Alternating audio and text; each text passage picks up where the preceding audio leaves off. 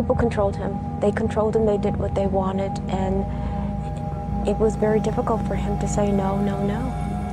You must have seen this happening. Was there anything that you could do or say to Michael to change that situation? It's very, very difficult because in situations such as that one, we've tried so many times to intervene.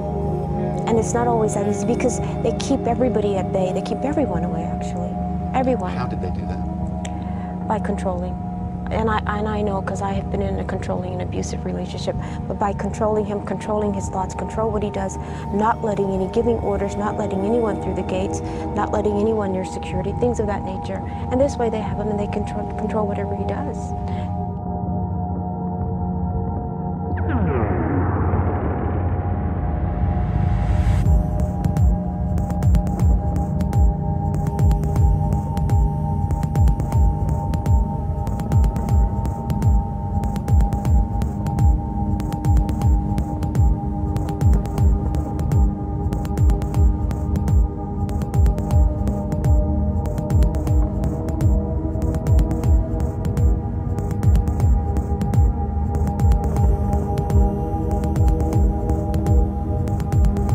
I can tell you that the #1 problem in Hollywood was and is and always will be pedophilia. That's the biggest problem for children in this industry. It's the big secret. And it's widespread? Oh yeah. I was surrounded by them when I was 14 years old. Surrounded. Literally.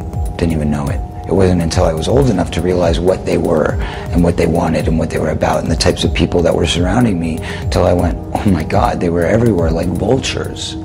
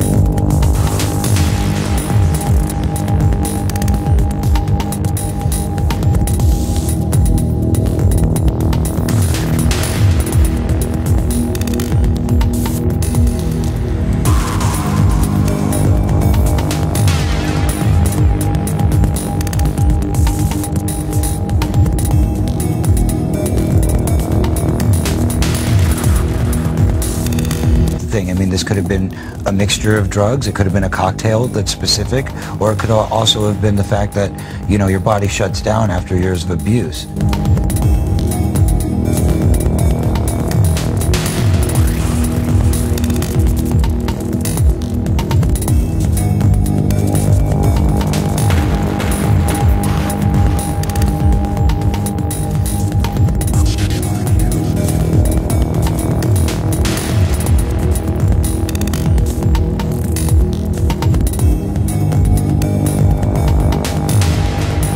Person to blame in the death of Corey Haim, and that person happens to be a Hollywood mogul, and that person needs to be exposed, but unfortunately I can't be the one to do it.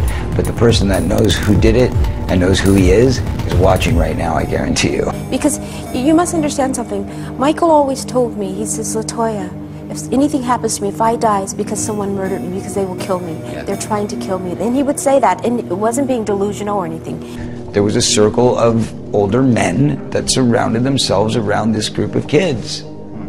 And they all had either their own power or connections to great power in the entertainment industry.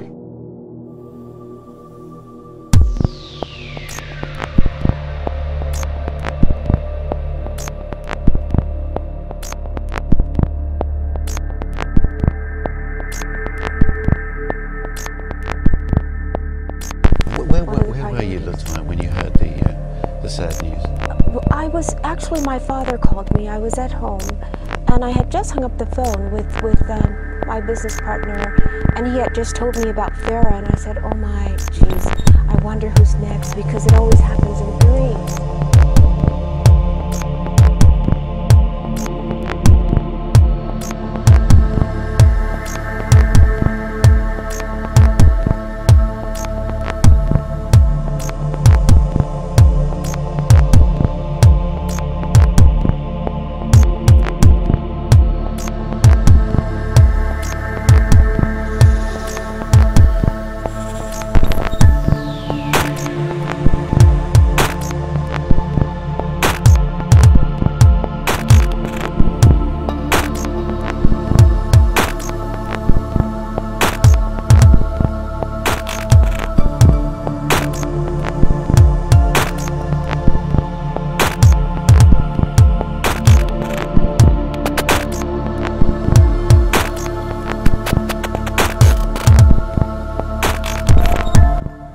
They knew that Michael was worth more dead than alive. How do you feel hip-hop would be today if Biggie and Tupac was here still? I don't think hip-hop would be as far as it is. I don't think it would be as grown as it is and as accepted as it is. One thing about anything you do, sometimes sacrifices have to be made. And it's sad to say that their lives had to be sacrificed for hip-hop to become what it is today. You know what I'm saying? And you know,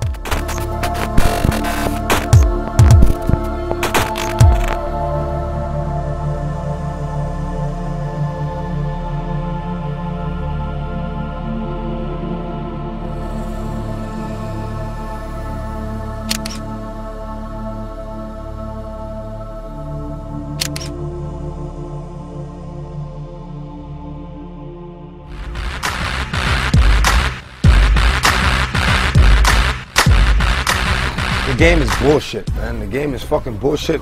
If you want to rap or sing or whatever, don't become a part of the game.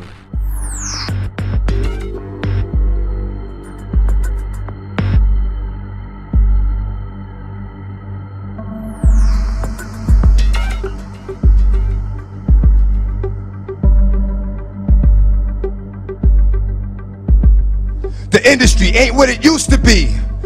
The industry's trying to control the way you MC. They want you to dress like this and talk like that. But I'm going to dress like this and talk with the bat.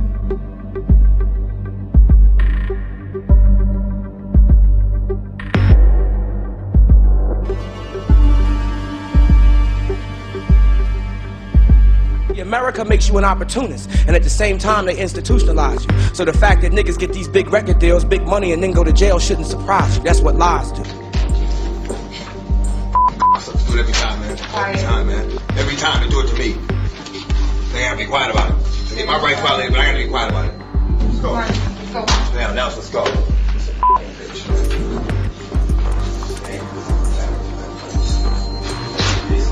So the business feeds them all the weed and ecstasy and a little bit of paper to provide some pacification from all the bullshit frustration they serve. Well, I just had to listen to the prosecution's closing argument, and it was just so far from the truth that it really just has me drained at the end of the day. Michael had to endure painful and hurtful allegations, and he had to undergo a 14-week trial during 2005 to prove to the world his innocence. And every time he came to the court, you were there by his side. Tell us about that time. How hard was it for Michael? Well, it was very tough. It was very hard for him, and even before that, this was all planned. It was part of a conspiracy, part of the American government, the FBI, to do an investigation for 17 years on Michael Jackson. And for what? They found nothing. And they tried and tried and tried to bring him down, to diminish his popularity. And that's what is so just unbelievably misunderstood by the world. It's like they put these allegations out there because they want the world to think that he did this. I know my brother. Yes. We know each other. My mother raised us to have God in our lives from the very beginning.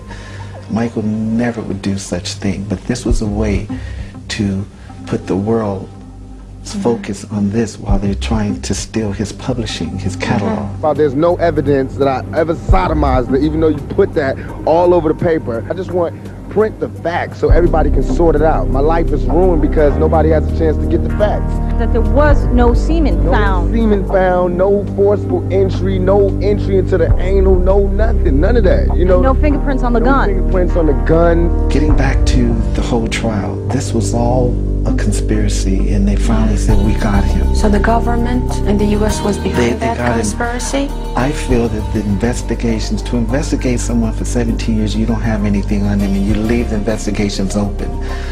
They have ways of doing things. That's why this system is what it is. And that's what disturbs me, because now they just release all these FBI files, and they say they found nothing. Yes, right. I read the report. It's there on the internet, and they had nothing against him. They had nothing against him from the very beginning. But you know how this would have made him feel while he was alive to show? But the reason why they didn't release these, because it would have helped him in many different ways. Mentally, his image, his whole demeanor to people who wanted to believe these ugly things. So they knew what they would do. So now they release him while he's dead, because they want him out of the way. And so I'm speaking like this because I'm very disturbed. I'm very disturbed in the system. I'm very disturbed in the way things were handled, because he became so successful. His kindness became a threat. Why? He wasn't interested. Why he was a threat? Because that's the way it is in this world. He's not interested in politics. He's not interested in anything but helping people.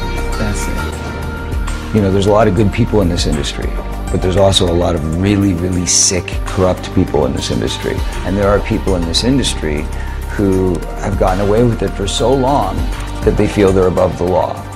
And that's got to change. That's got to stop.